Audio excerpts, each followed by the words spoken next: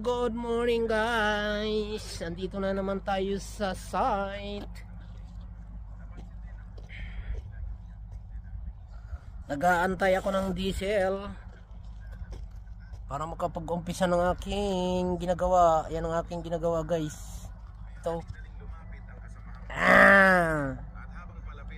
Parking area. Ito yung paikot ng trabaho namin guys, ninyo. Ayo. Napakaganda. Ayan o. Farm. Napakaganda ng tubo ng damo.